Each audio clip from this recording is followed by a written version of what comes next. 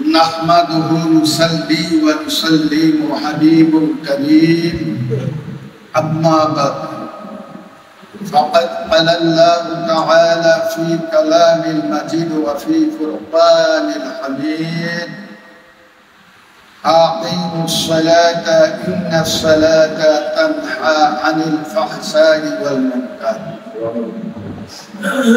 وقال الله تعالى سن حبيبه ومحبوبه ورسوله مخبرا وآمرا إن الله وملائكته يصلون على النبي يا أيها الذين آمنوا صلوا عليه وسلموا تسليما اللهم صل على سيدنا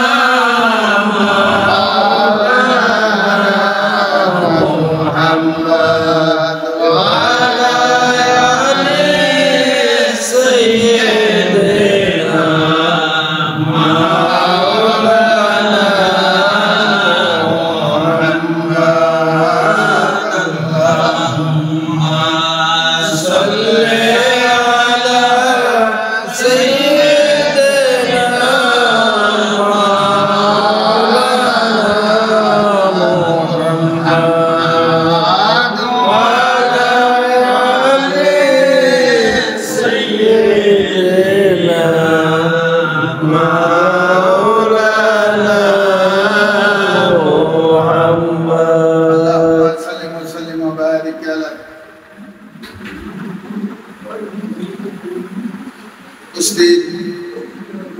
আল্লাহর বান্দা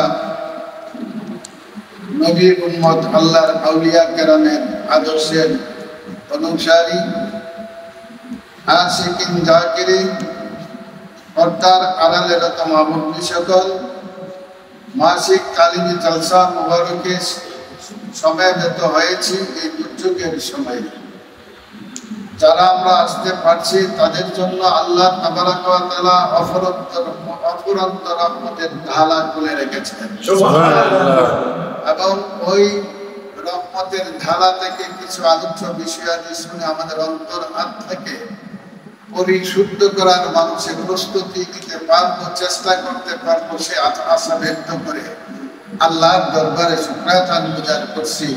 জোরে সুরে বলি আল্লাহুম্মা আমিন, আরো জোরে বলি আল্লাহুম্মা আমিন, আল্লাহুম্মা আমিন। আজকের এই মাহফিলে বসে আমি বেশি সালাতের উপর কিছু আলোচনা করতে চেষ্টা করেছিলাম। অঙ্গীকার পর্যায়ের উপরে সামথিং কিছু আলোচনা করবে, কারণ ব্যাপক আলোচনা করা সম্ভব হবে না। আমরা যারা বুঝতে পারি সাবস্টেন্স হিসাবে একটু আলোচনা করব। আল্লাহ যেন আলোচনা করে হৃদয় কপটে জাগরণ করে আমরা পরিশুদ্ধ আত্মা অর্জন করার মানুষে ইবাদতের জিন্দেগিতে এগিয়ে পরপারে পারি জমাইতে পারে আল্লাহ যেন তৌফিক দান করেন। বলুন আল্লাহুম্মা আমিন। ইরশাদ হচ্ছে আকিমুস সালাত ইন্নাস সালাতা তানহা আনিল ফাহশাই ওয়াল মুনকার। সুবহানাল্লাহ। আয়াতের অর্থ হচ্ছে, শাব্দিক অর্থ হচ্ছে, হ্যাঁ, নামাজকে প্রতিষ্ঠিত করো, নামাজকে বাস্তবায়ন করো। আকিমুস সালাত ইন্নাস সালাতা, নিশ্চয়ই নামাজ, এই নিশ্চয়ই নামাজ, ইন্নাস সালাতা তানহা আনিল ফাহশাই ওয়াল মুনকার, এই সালাত যাবতীয় অপরাধ থেকে সালাত আদায়কারীকে হেফাজতে রাখবেন। সুবহানাল্লাহ। এখন আমি হেফাজত বলতে অপকর্ম, হ্যাঁ, অন্যায়, অপবাদ, যাবতীয় অশালীন গুনার কার্য থেকে বাঁচিয়ে রাখবে। সুবহানাল্লাহ। নামাজে কি করবো? আমাদেরকে গুনার কাজ থেকে বাঁচিয়ে রাখবেন। আমি যদি বলি আমার মতো ব্যক্তির কি আল্লাহর শানের এই আয়াতের শাব্দিক অর্থটুকু বললাম, ব্যাখ্যা দিয়ে কি আল্লাহর উপরে কোনো হস্তক্ষেপ করার ক্ষমতা কোনো বান্দার আছে?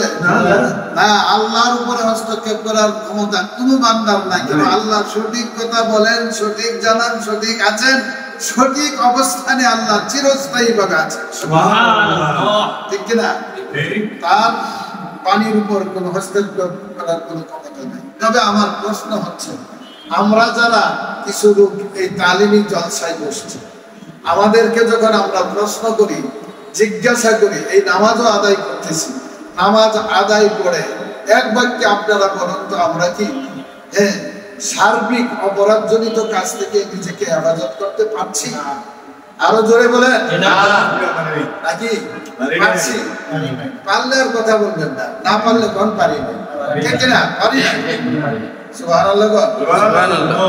আমরা পারি নাই, কেন পারি নাই? নামাজ পড়ার পরও মনে নাই। এখানে আমার একটা প্রশ্ন আইসা যায়, আল্লাহর উপরে কোনো প্রশ্ন চলে না। এত আদায় করতেছি সালাত, এত গাম্ভীর্যতার মাধ্যমে আদায় করতেছি, কিন্তু তারপরও আমরা নিজেকে অন্যায় কার্যকলাপ থেকে অর্থাৎ যাবতীয় অশালীন কার্যকলাপ থেকে নিজেকে হেফাজতে করতে পারছি না। খানিকটা পারছি, খানিকটা পারছি না, ঠিক না? এখন কেন পারছি না প্রশ্ন আসে না? আল্লাহ কি মিথ্যা বলছেন নাকি আমাদের মধ্যে কোনো গলদ আছে? আমাদের ভিতরে গলদ আছে, আমাদের মধ্যে গলদ আছে। আমাদের কোন গলদরা আছে? গলদরা যদি আমরা চিহ্নিত করে সালাত আদায় করি, সালাতের দুইটা পার্ট আছে। একটা আল্লাহকে অনুভব করে নামাজ পড়া, অর্থাৎ আল্লাহর মধ্যে নিমজ্জমান থাকা, আর একটা আল্লাহর নূরের জগতে ডুব দিয়ে থাকা, আল্লাহকে দেখা, সুবহানাল্লাহ। এই দুইটার মধ্যে আমাদের দুটোটার একটাও নাই, ঠিক কিনা? দুটোটার একটাও নাই। তো আল্লাহ বলছেন ফাওয়াইলুল লিল মুসাল্লিন আল্লাযীনা হুম আন সালাতিহিম সাহুন। এই জন্য আল্লাহ নামাজের জন্য যেমন আমাদেরকে উৎসাহিত করেছেন, আবার আমাদেরকে খুব সাবধানতা ভাবে নামাজ আদায় করার জন্য ইঙ্গিত দিয়েছেন। আল্লাহ বলেছেন, কি বলেছেন? ফাওয়াইলুল লিল মুসাল্লিন, ওই নামাজের নামাজ আমি গ্রহণ করি না, আফসোস করি তাদের জন্য যারা নামাজ পড়েও আমার থেকে বেপরোয়া, অর্থাৎ আমার সীমানার ভিতরে থাকতে পারে না, আমার বাউন্ডারির ভিতরে থাকতে পারে না। আল্লাহর দেওয়া বাউন্ডারি হচ্ছে নিজেকে সমস্ত অশালীনতা থেকে হেফাজতে রাখা, সুবহানাল্লাহ, ঠিক কিনা? তাইলে বাউন্ডারি থাকতে পারি না। আমরা কেন পারি না? আল্লাহ যেভাবে আমাদেরকে নামাজ পড়ার জন্য শিক্ষা দিয়েছে, আমরা নামাজের ওয়াজ যথেষ্ট পরিমাণে করি। নামাজ এক ওয়াক্ত ছেড়ে দিলে 80 হুকমা দুজকের আগুনে ভুগতে হবে। দুজকের আগুনে যে ভুগতে হবে 80 হুকমা, এইটার থেকে হাজিরা শুরু কি করা যাবে? হাজিরা দেওয়া যাবে, কিন্তু কবুলিয়াতের দরজায় উপনীত হওয়া যাবে না। হাজিরা দিয়া যদি অপরাধ করি তারপরে অপরাধের শাস্তি হবে না, তাহলে অপরাধের শাস্তি হাজিরার জন্য 80 হুকমা থেকে বেঁচে গেলাম। হাজিরারা থেকে 80 হুকমা বেঁচে যাওয়ার পরেও আমার নামাজটা প্রকৃতভাবে আদায় হয়েছে না, হাজিরা কবুল হয়েছে। কিন্তু এরপরে নামাজের পরে যে আমি পাপাচার অন্যায় অপরাধের মধ্যে নিমজ্জমান হলাম, নামাজ আদায় করার পরে যে আমি অন্যায় অপরাধের মধ্যে নিমজ্জমান হলাম, তার জন্য নিজকে পরিশুদ্ধ জগতের লক্ষ্যে পৌঁছার জন্য কোন চেষ্টাটা করলাম, কোন তালিমটা নিলাম, কোনটা নিলে আমি এই জগতে পৌঁছার জন্য চেষ্টা করে অগ্রসর হতে পারবো বলে নিজেকে চিন্তিত করলাম, একবারও তো করে দেখলাম না, ঠিক কিনা? সেই জন্য এই ফাওয়াইলুল লিল মুসাল্লিনের নামাজ যদিও আল্লাহ প্রত্যাখ্যান করছেন, আফসোস করছেন, কিন্তু আমাদের হুকুম আদায় হয়েছে। কি হয়েছে? আমাদের কি হুকুম আদায় হয়েছে। হুকুম আদায় হওয়ার পরে তো আমাদের এই নামাজে তো আল্লাহর দরবারে গ্রহণযোগ্যতা পাইছে না, তাইলে তার বেনিফিট হবে না। নামাজের মধ্যে যদি আমার শিরক হয়, নামাজের মধ্যে যদি আমার শিরক হয়, তাইলে কি হবে? নামাজ কি কবুল হবে? না। শিরক কাকে বলা হয়? নামাজের মধ্যে কাউকে কোনোটাকে জড়িত করা, ঠিক না? নামাজে কোনো বিষয়কে জড়িত করলেই কি হয়? সিজদার মধ্যে যদি আল্লাহর সঙ্গে কাউকে যোগ করি তবে কি হবে? শিরক হবে।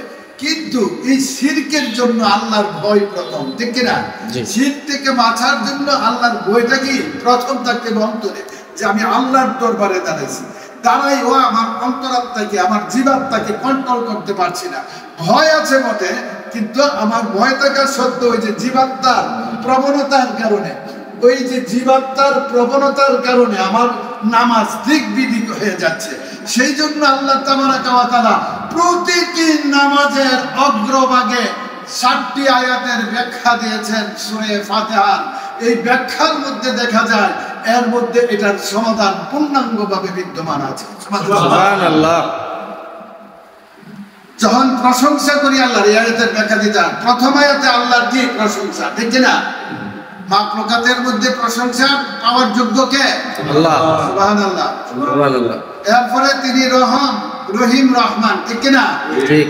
তিনি বিচার দিবসের মালিক কিনা? ঠিক, মালিক। তাইলে এই মালিকের দরবারে দাঁড়াইলে আমাদের ভয় ভীতিতে থাকতে হবে, ঠিক না?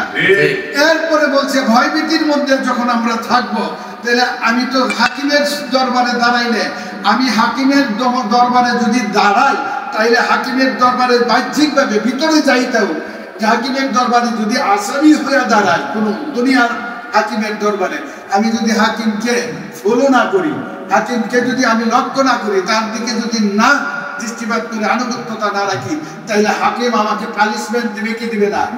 দুনিয়ার হাকিমে দিবে আমার বাহ্যিক আচরণ দেখে। কিন্তু আমার তো আল্লাহ শুধু বাহ্যিক আচরণ না, আল্লাহ আলিমুম বিজাতিস সুদূর, আল্লাহ তো আমার ভিতর জগতের মালিক, ঠিক কি না? সব দেখেন, জানেন, বুঝেন, শুনেন, ঠিক কি না? শুই নাও শুনেন না, আমার মনের ভিতরে যা উদয় হয় তাও আপনি জানেন, কি না? ঠিক। সুবহানাল্লাহ বলে। সুবহানাল্লাহ। অতএব এখানে আমাকে দিয়েছে ইহদিনাস সিরাতাল মুস্তাকিম, সোজা পথে চালাও। তো সোজা পথে চালানোর হুকুমটা কে দিছে? আল্লাহ। আমরা চলবার জন্য দিছে সোজা পথে, ঠিক কি না? এখন সোজা পথ আমি একেবারে সাবস্টেন্স বলছি, সোজা পথ কোনটা? সিরাতাল্লাযিনা আন'আমতা আলাইহিম, তাদের পথে যাদের প্রতি তুমি সন্তুষ্ট। সুবহানাল্লাহ। আল্লাহ সোজা পথ দেখালেন, তাদেরকেও স্মরণ করলেন। কাকে স্মরণ করলেন? যারা আল্লাহ তার বন্ধু রূপে গ্রহণ করে নিয়েছেন, সন্তুষ্ট চিত্তে যাদেরকে বরণ করে নিয়েছেন। সুবহানাল্লাহ। আল্লাহ এখানে স্মরণ করছে না, আমাদেরকে স্মরণ করার জন্য বলছে না, তাদের পথে চালাও। সিরাতাল্লাযিনা আন'আমতা আলাইহিম। হ্যাঁ, এখন কি? সিরাতাল্লাযিনা আন'আমতা আলাইহিম, তাদের উপর যাদের উপর তোমার রহমত বরকত নিমজ্জমান আছে। তাইলে এখানেও কি করছে? ইহদিনাস সিরাতাল মুস্তাকিম সিরাতাল্লাযিনা আন'আমতা আলাইহিম, একটা সিরাতের পথ কোনটা? এইটা।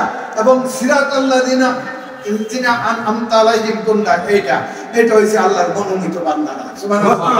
নামাজের ভিতরে সূরা ফাতিহার ভিতরে মনোনীত বান্দাদের স্মরণ করেছে কে? আল্লাহ। আমি স্মরণ করলে কি ক্ষতি হবে? জি না। আমি যদি স্মরণ না করি নামাজ হবে? এই আয়াত না পড়লে নামাজ হবে? এরপর আবার ওই এত স্মরণ করতে হবে, গায়রিল মাগদুবি আলাইহিম, তাদের পথে নয় যাদের উপর তোমার অভিশাপ, আল-দাল্লিন, যারা পথভ্রষ্ট। নাউযুবিল্লাহ বলেন। অর্থাৎ যারা অভিশপ্ত, তাদের থেকে আমাকে হেফাজত রাখতে হবে ভয়ভীতির সাথে। হ্যাঁ, আর পথভ্রষ্টদের থেকে বাইসে থাকার জন্য আল্লাহর দিকে আমরা কি আনুগত্যশীল হয়ে চলতে হবে, ঠিক না? তাইলে এই চলার যে একটা পথ, এই পথটা হচ্ছে কি? সিরাতাল্লাযিনা আন'আমতা আলাইহিম, ঠিক না? তাদেরকে অনুসরণ করা, তাদেরকে অনুসরণ করতে হবে আত্মিক এবং বাহ্যিক দিক থেকে। সুবহানাল্লাহ। এই পৃথিবীর বুকে আল্লাহর নবী থেকে সাহাবায়ে কেরাম থেকে আরম্ভ করে আউলিয়া কেরাম যারা ছিল, বাহ্যিক এবং আত্মিক দিক পরিশুদ্ধ করে মানুষকে হেদায়েতের পথে আহ্বান করেছেন। বাহ্যিক এবং আত্মিক দিক পরিশুদ্ধ না থাকার কারণে আমাদের দিক বিদিক বিচ্ছিন্নতার মধ্যে যাচ্ছি। সাহাবায়ে কেরামদের মধ্যে এটা ছিল না। মুনাফিক ছিল, তারা নবীকে পূর্ণাঙ্গভাবে মানে নাই, ঠিক না? মুনাফিক যারা ছিল, নবীকে পাইও তারা মানে নাই, কিন্তু এখানে দুষ্টামি সৃষ্টি করার জন্য তার কাছে আনুগত্যতা দেখাইছে, ঠিক না? কিন্তু যারা নাকি প্রকৃত সাহাবী ছিল, তারা কি নবীর প্রতি আনুগত্যশীল ছিল না? তাহলে সর্বান্তঃকরণে তারা নবীকে অনুসরণ করেছেন। যেমন একটি বেলায় নবীজির জীবনের শেষ প্রান্তে বিদায় লগ্নে কোন এক নামাজে যখন তিনি গেলেন, আবু বকর সিদ্দিক ছিলেন ওই নামাজের ইমাম। যখন অনুভব করলেন নবীজি নামাজের মধ্যে অনুপ্রবেশ করেছেন, তিনি নামাজের ইমামতির স্থান ছেড়ে দিয়ে পিছনের কাতারে এসে নবীকে আগে বাড়িয়ে দিলেন, ঠিক না? তাইলে নামাজের ভিতরে তিনি কাকে স্মরণ করলেন? আল্লাহর ভয়ভীতি এবং নবীর মহব্বত। নবীকে এত ভালোবাসছেন, ওই নামাজের কাতার ছেড়ে দিয়ে, ইমামতি ছেড়ে দিয়ে পিছনে আছে, সামনে যেতে বাধ্য হলেন, ঠিক না? অতএব এই নামাজের সূরা ফাতিহার নিয়ম কানুনটা আমাদেরকে হাকিকিভাবে গ্রহণ করে নামাজ আদায় করতে হবে। আল্লাহ যেন তৌফিক দান করেন। জোরে জোরে বলেন আমিন। এখন হাকিকাত কি? হাকিকাত তো আল্লাহই দিয়ে দিয়েছে সূরা ফাতিহা, কিন্তু আমরা তো ব্যাখ্যা দিয়ে বোঝাইতে হবে না। কোথায় মহব্বত রাখতে হবে? অনুসরণ আর মহব্বত, সিজদা আর মহব্বত এক জিনিস না। কাবাকে সিজদা করা হারাম। কাবাকে সিজদা করা কি হারাম? এই যে ওই মক্কার কাবাকে সিজদা করা জায়েজ আছে নাকি কাবার মালিককে সিজদা করতে হবে? এই কাবাকে কাকে দিয়ে স্মরণ করি? আল্লাহকে। কাবা হইছে দিক, কাবা কি এই দিকে আমাকে অনুসরণ করতে হবে, এই দিকে হয়ে আল্লাহকে সিজদা করতে হবে। যদি আমার কাবাকে সিজদা করি তাহলে এই নামাজ ফাসিদ হয়ে যাবে, ঠিক না? এই নামাজ বাদ হয়ে যাবে। অতএব কাবার মালিক যিনি, আপনার মালিক যিনি, কোন মাখলুকাতের মালিক যিনি, তিনাকে সিজদা করতে হবে নামাজের মাধ্যমে। তাইলে কাবা একটা কি দিক, কাবা একটা কি দিক। আল্লাহর নির্দেশ ক্রমে সূরা ফাতিহার মধ্যে আল্লাহর ঠিক বান্দাদেরকে অনুসরণ করা, মহব্বত করা একটা দিক। তাদেরকে মহব্বত করে কি একটা দিক। এই ব্যাখ্যাগুলো আসতেছে না আমাদের দেশে, যার কারণ আমার মতো গন্ড মুরুক্ষ দুইটার কথা বললে মন্তব্যের জগতে চলে যাবে, কিন্তু বসলে পরে সমাধান হয়ে যাবে। অতএব এইখানে দেখা যাচ্ছে আল্লাহ নামাজের জন্য আমাদেরকে কি কি স্মরণ করতে হবে, এটি আল্লাহ আমাদেরকে একটা এই সিস্টেমের ভিতরে এনে দিয়েছেন, ঠিক না? এরপরে নামাজের পরে 2 রাকাতের পরে কি পড়তে হয় আমাদের? তাশাহুদ। 2 নামাজের রাকাতের পরে কি পড়তে হয়? আর ফরজের 2 রাকাত যেখানে আছে এখানে সূরা পর্যন্ত পড়তে হয়, ঠিক না? সালাম ফিরানোর আগে। আর 4 রাকাতের মাঝখানে তাশাহুদ পড়তে হয়, এটা ছেড়ে দেওয়া যায় না, ঠিক না? এরপরে পরে সম্পূর্ণটা পড়তে হয়, ঠিক না? আমি সম্পূর্ণ সারসংক্ষেপ ব্যাখ্যা দিচ্ছি। যখন আমি নামাজের ভিতরে গিয়া এই রুকু সিজদার সমস্ত কাজ শেষ করলাম, সর্বশেষ আমরা যে বৈঠকে, শেষ বৈঠকে বা মধ্য বৈঠকে প্রথম ভাগে যেই আল্লাহর দেওয়া বিধানটা পালন করি তার নাম হইছে তাশাহুদ। তাশাহুদ যখন পাঠ করি, তাশাহুদ পাঠ করার সময় আমরা কি বলি? আত্তাহিয়াতু লিল্লাহি ওয়াস সালাওয়াতু ওয়াত তাইয়্যিবাত। আসসালামু আলাইকা আইয়ুহান নবী ওয়া রাহমাতুল্লাহি ওয়া বারাকাতুহু। তারপরে আছে আসসালামু আলাইনা ওয়া আলা ইবাদিল্লাহিস সালিহিন। তারপরে সর্বশেষ আছে আশহাদু আল্লা ইলাহা ইল্লাল্লাহু ওয়া আশহাদু আন্না মুহাম্মাদান আবদুহু ওয়া রাসূলুহু। সুবহানাল্লাহ। আরো জোরে বলুন সুবহানাল্লাহ। কেন বললাম? এটা 4 ভাগে বিভক্ত। সুবহানাল্লাহ বলেন। সুবহানাল্লাহ। তাশাহুদ কয় ভাগে বিভক্ত? 4 ভাগে বিভক্ত। সুবহানাল্লাহ। সুবহানাল্লাহ। প্রথম ভাগ আল্লাহর প্রশংসা করছে কে? নবী। নামাজ প্রথম আদায় করছে কে? নবী। সুবহানাল্লাহ বলেন। সুবহানাল্লাহ। তাহলে কি বলছে? আত্তাহিয়াতু লিল্লাহি ওয়াস সালাওয়াতু ওয়াত তাইয়্যিবাত। এই পর্যন্ত আল্লাহ পাক হাবিব পাক করছে। পাপ করছে কারণ আল্লাহর গুণগান, সবকিছু প্রশংসা যা কিছু আছে এই অংশের ভিতরে আছে। আল্লাহর গুণগান প্রশংসা করছে, ঠিক কিনা? নবী যখন প্রশংসা করছে আল্লাহ, আল্লাহ করছে কি? এই প্রশংসা করার কারণে আল্লাহর নবীকে নামাজের ভিতরে স্মরণ করছে। আসসালামু আলাইকা আইয়ুহান নাবিয়্যু। সুবহানাল্লাহ। আমি স্মরণ করছি, আপনি স্মরণ করছেন, কোন বুজুর্গ স্মরণ করছে নাকি আল্লাহ স্মরণ করছেন? সুবহানাল্লাহ। সুবহানাল্লাহ। সুবহানাল্লাহ। আল্লাহ নামাজের ভিতরে নবীকে স্মরণ করছে। সুবহানাল্লাহ। আসসালামু আলাইনা ওয়া আলা ইবাদিল্লাহিস সালিহিন। নবীকে যখন আল্লাহ স্মরণ করছে, আল্লাহ এই সুযোগটা হারাইছে না। সুবহানাল্লাহ। আল্লাহ এই সুযোগটা না হারায় করছে। তিনি আল্লাহর নবী আবার নামাজের ভিতরে আল্লাহর দরবারে একটা দরখাস্ত সাবমিট করে দিয়েছেন, বলেছেন আসসালামু আলাইনা ওয়া আলা ইবাদিল্লাহিস সালিহিন। সুবহানাল্লাহ। বলা হইছে, হে আল্লাহ, যারা সালে বান্দা আমার উম্মতের মধ্যে, তাদের তরফ থেকে তুমি কি করো?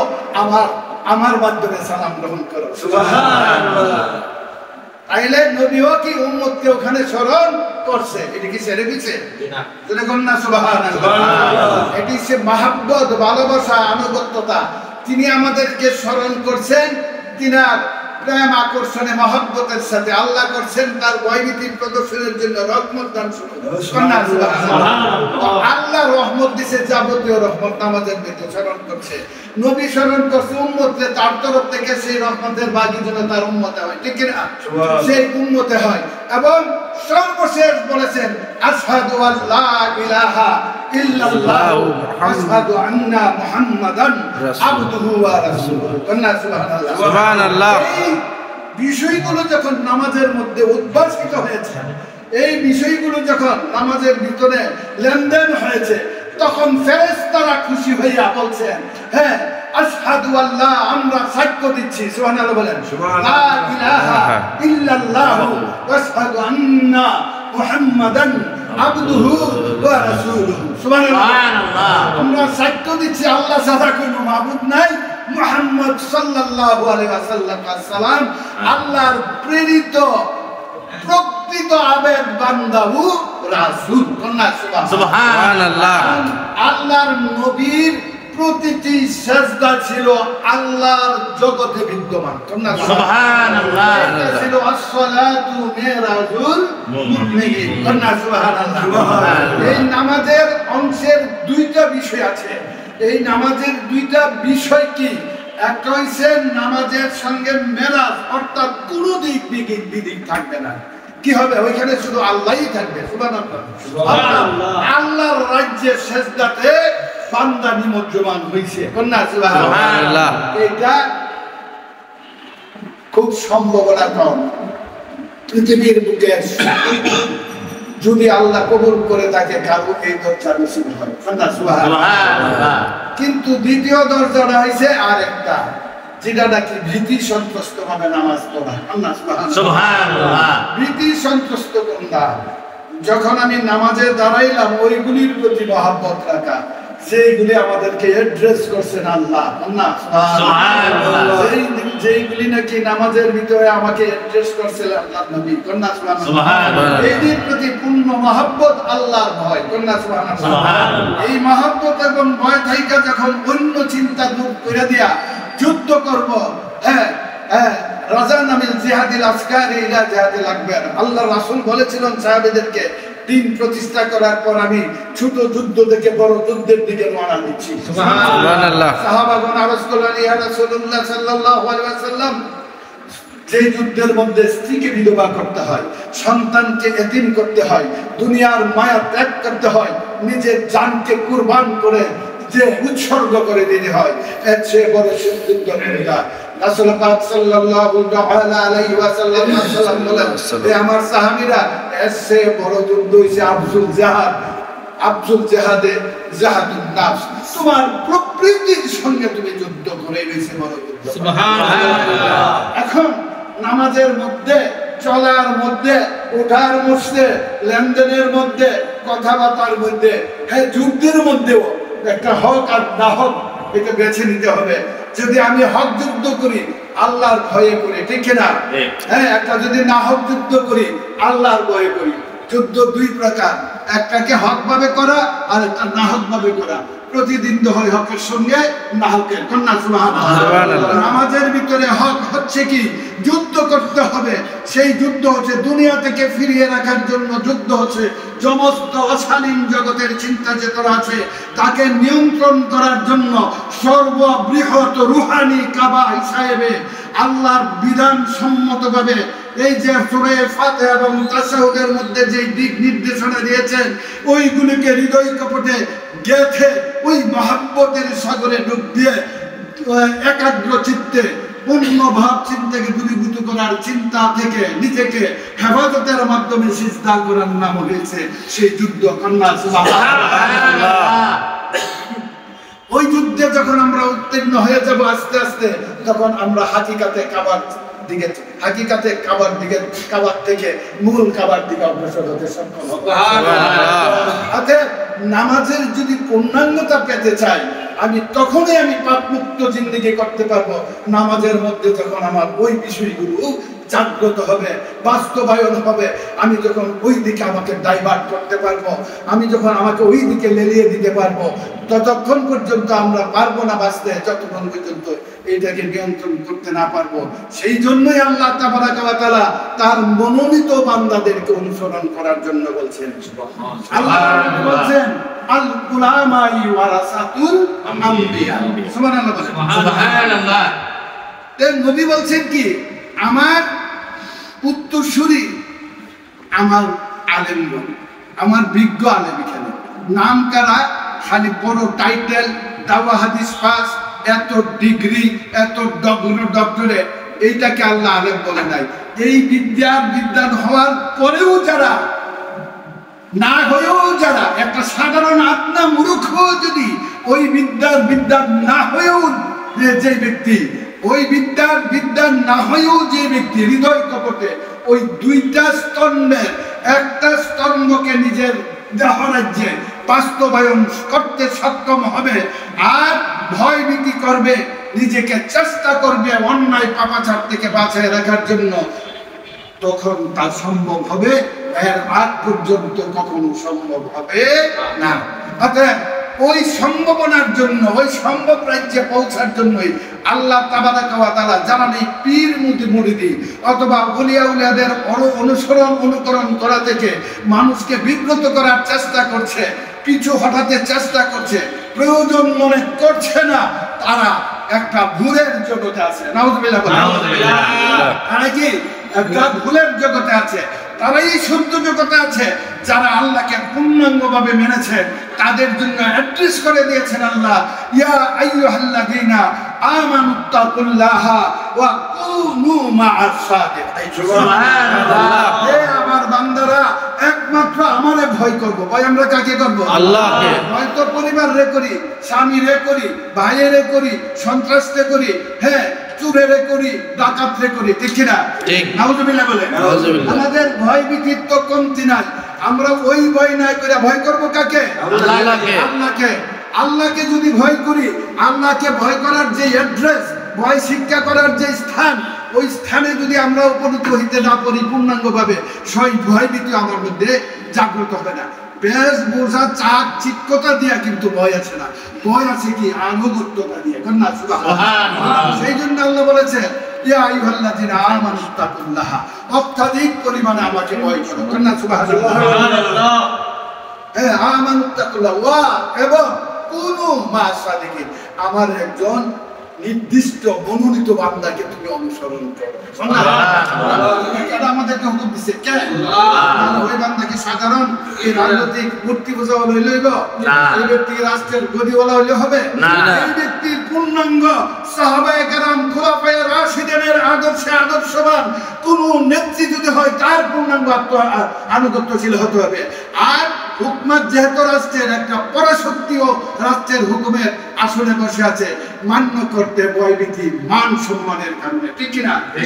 একমাত্র মান সম্মানকে রক্ষা করার কারণে এই রাষ্ট্রীয় আইনকে মানতে হবে। নচেত আমাদের আইন হচ্ছে আল্লাহ আল্লাহর রাসূলের দেওয়া আইন। সুবহানাল্লাহ। সর্বক্ষেত্রে তাকেই রাখতে হবে অন্তরে।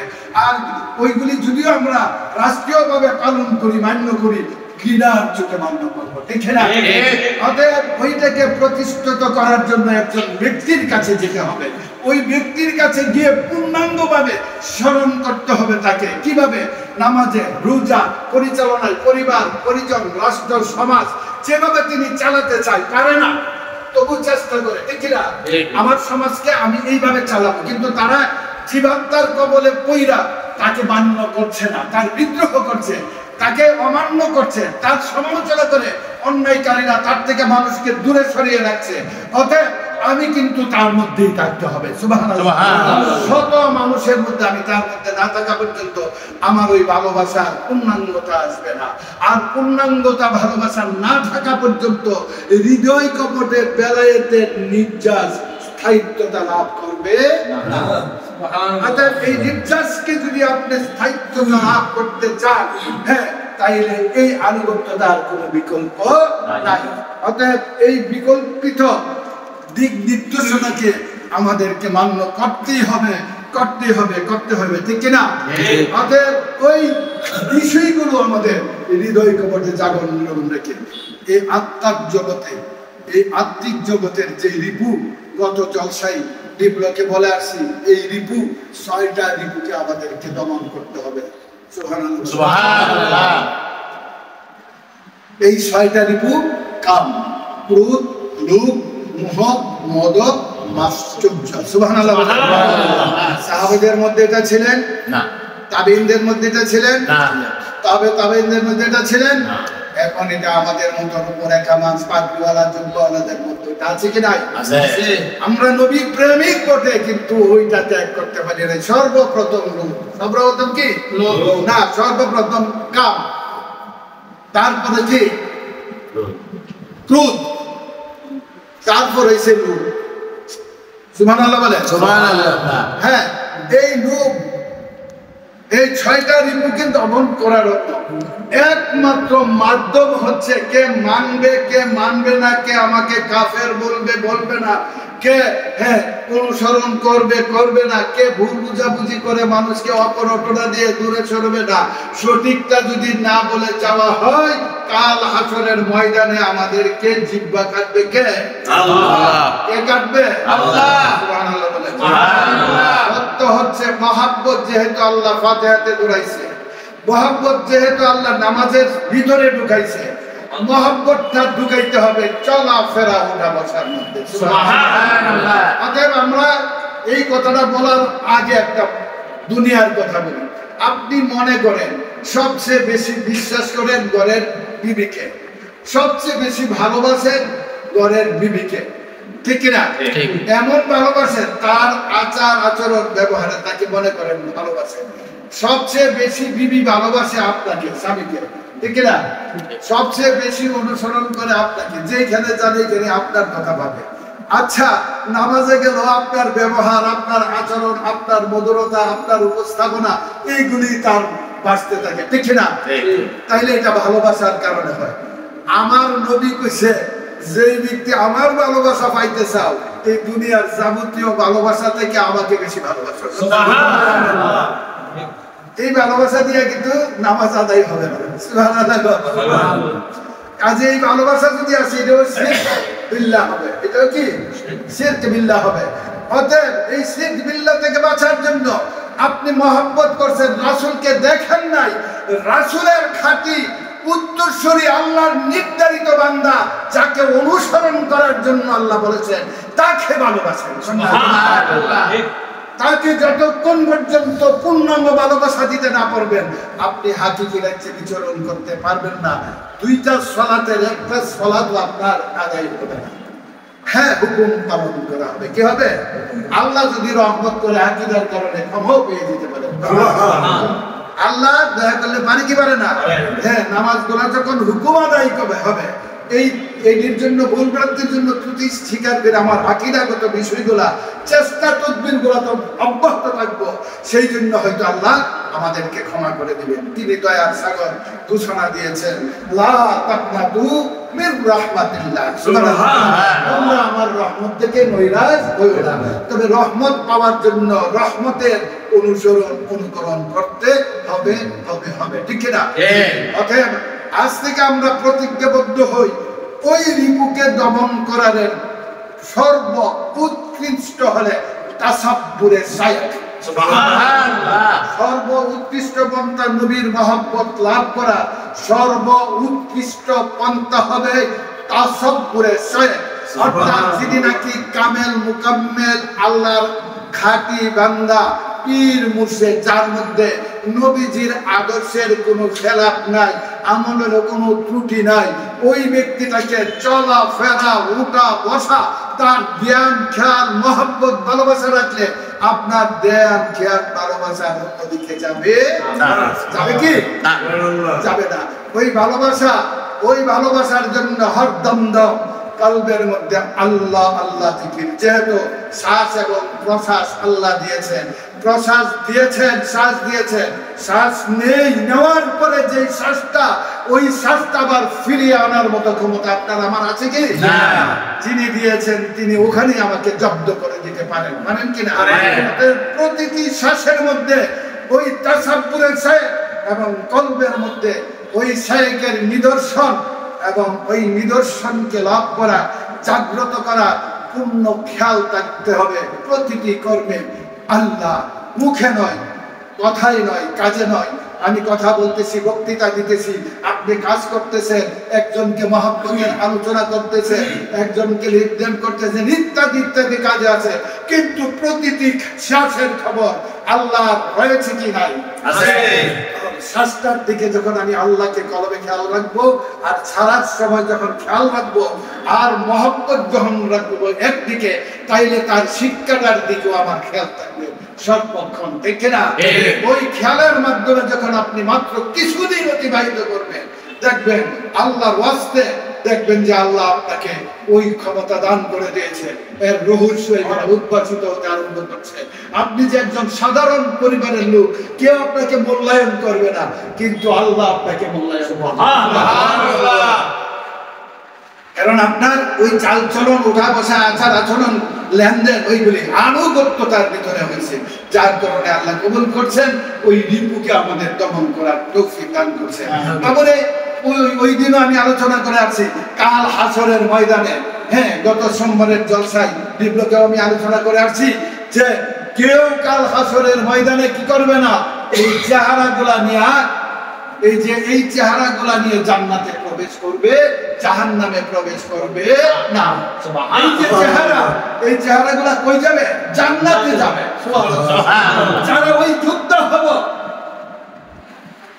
হ্যাঁ, আফসুল জাহাদে জাহাদুন নফস, যারা প্রকৃত যুদ্ধ হবে, সংসার থেকে আরম্ভ করে সমাজ রাষ্ট্র পর্যন্ত, ওই যুদ্ধ হবে কি এই চেহারা নিয়ে যাবে কাল হাসরের ময়দানে আল্লাহর দরবারে।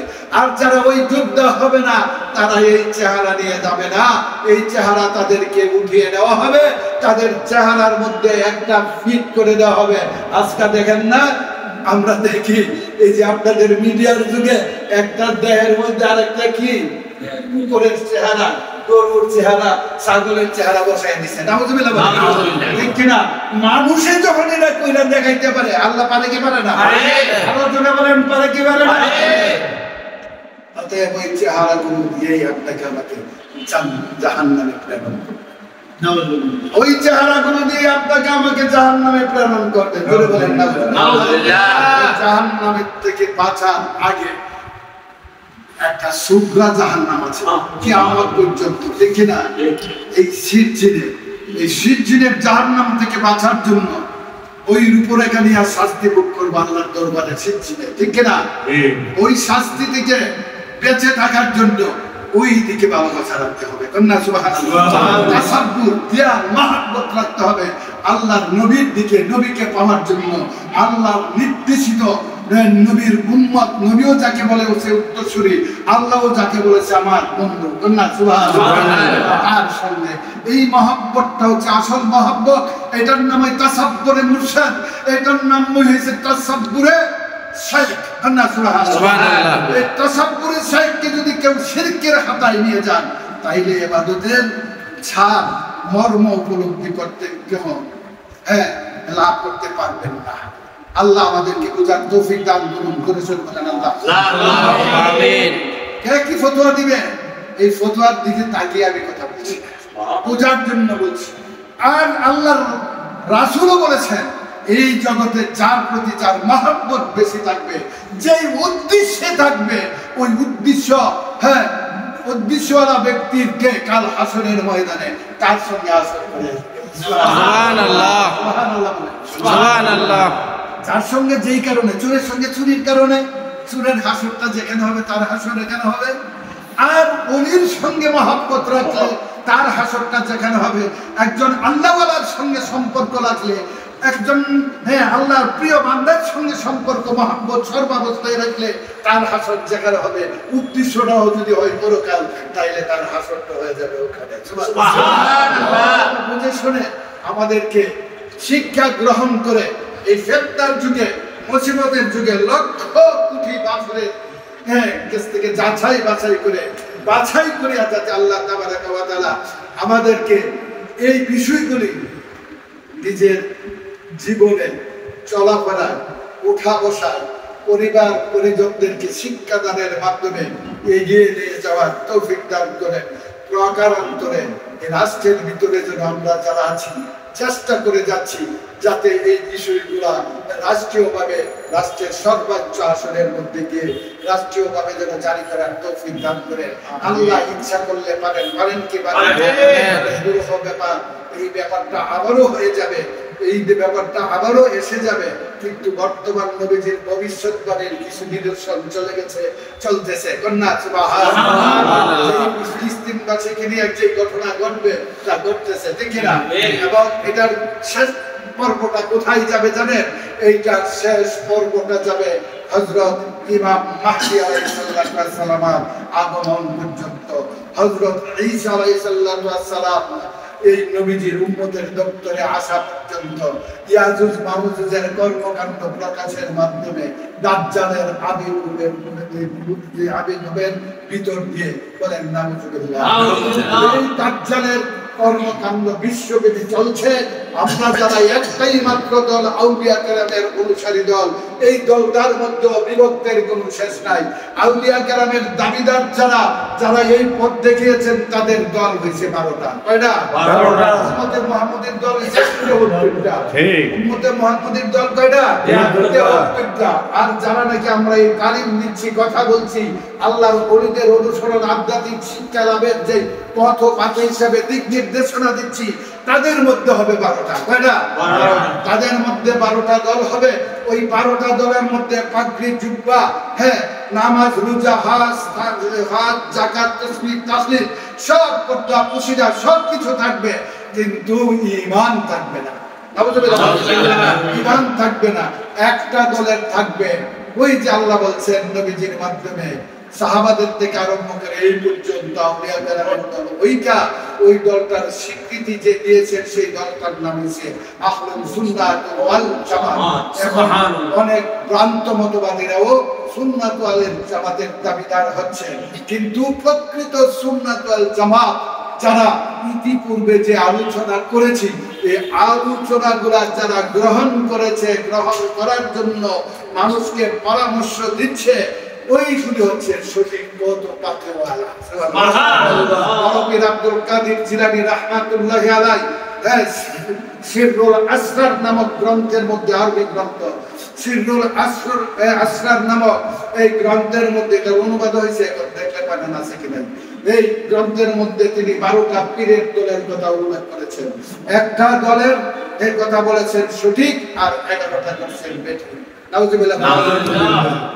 সঠিক দল আমরা যে বাউন্ডারির ভিতরে এতক্ষণ আলোচনা করলাম, এটা হচ্ছে সঠিক, আর বাকিগুলো হচ্ছে বেঠিক। তারা রাষ্ট্রের পাগল হইয়া একবার সাহাবীর পক্ষে যাবে, একবার বিপক্ষে যাবে, একবার এজিদের পক্ষে যাবে, আরেকবার এজিদের বিপক্ষে যাবে, কিন্তু হুসাইনের বিরোধিতা ওই দলগুলা ভিতরে ভিতরে করতেই থাকবে।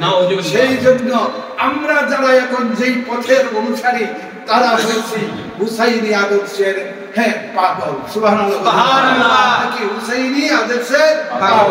আর যারা এই দিক থেকে অনাচ্ছিত করছে, তারা হুসাইনি আদর্শের ভিতরে নাই, তারা হইছে ইয়াজিদি আদর্শের পাগল। নাউজুবিল্লাহ। ইয়াজিদি আদর্শ থেকে যেন হেফাজত করে আমাদেরকে মূল আদর্শের দিকে জীবন যাপনের লক্ষ্যে পৌঁছে বেলায়েতের নূরে নূরান্বিত করে অন্তর থেকে এই জীবাত্মার কবল থেকে উদ্ধার হয়ে যেন মরণকালীন সময় যখন কেউ জিম্মাদার হবে না, যেই সময় শ্বাসের জিম্মাদার থাকবেন আল্লাহ, যেই সময় আমার নবীকে দর্শন করার ক্ষমতা দিবেন ইমানদারের জন্য, বেঈমানের জন্য না, আর যেই সময় শয়তান এসে আমাকে ধোঁকা দেবে, সেই সময়ের জন্য আল্লাহর হাবিব বলেছেন, আল্লাহর হাবিব বলেছেন যে আখিরি কালমাতু লা ইলাহা ইল্লাল্লাহ ফাদখিলাল জান্নাহ। এই সময় নাকি আমি দুনিয়া ভুলে যাব, সব ভুলে যাব, আল্লাহকেও ভুলে যাব, আল্লাহর কথা স্মরণ থাকবে না। ওই মরণের সময় যেই ব্যক্তিটা ওই আল্লাহকে ভুলে মারা যাবে সেই ব্যক্তির জান্নাত হবে না, হবে না, হবে না। সুবহানাল্লাহ, সুবহানাল্লাহ। এখন ওই আল্লাহকে রাখার জন্য আউলিয়ার চেষ্টা, অন্তত পক্ষে কলবটার মধ্যে যাতে, অত সারা শরীরে না, অন্তত পক্ষে কলবটার মধ্যে যাতে আল্লাহর নামটা স্থিতিশীল থাকে, তবে ওই দরজাটা নসিব হয়েছে। সুবহানাল্লাহ। অর্থাৎ কলবটার মধ্যে যেন আমাদের সাফাই, পবিত্রতা, ওই নামের স্থিতিশীলতা আছে। তাদের অনুকরণের মাধ্যমে আল্লাহ তাবারাকা ওয়া তাআলা আমাদেরকে যেন তৌফিক দান করেন। জোরে সুরে বলুন আল্লাহুম্মা আমিন। জোরে বলুন আল্লাহুম্মা আমিন। আখিরি দাওয়ানা আলহামদুলিল্লাহি রাব্বিল আলামিন। আল্লাহুম্মা সাল্লি আলা সাইয়্যিদিনা মাওলানা মুহাম্মদ ওয়া আলা আলি সাইয়্যিদিনা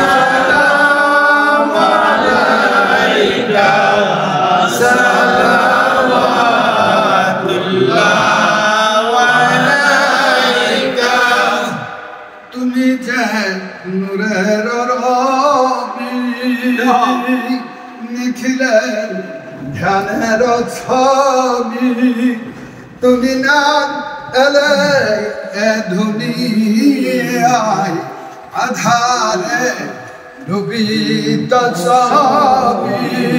ইয়া নবী সালাম আলাইকা, ইয়া রাসূল সালাম আলাইকা, ইয়া হাবিব সালাম আলাইকা, সালাওয়াতুল্লাহ আলাইকা।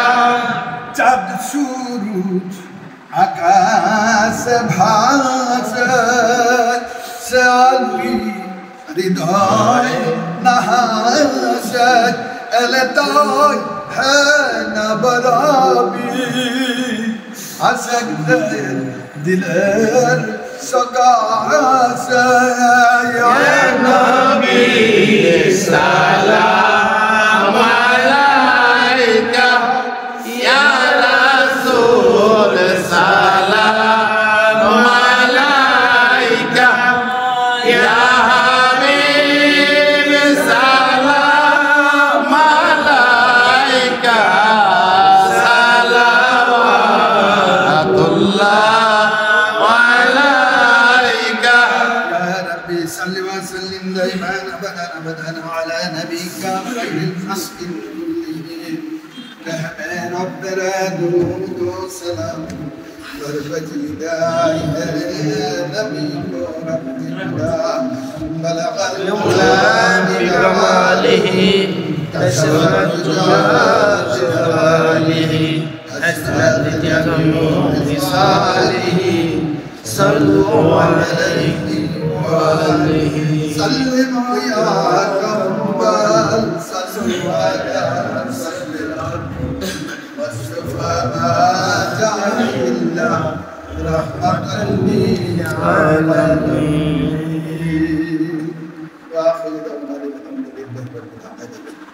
চাঁদের ওজনায় ওজুবাদে আসে।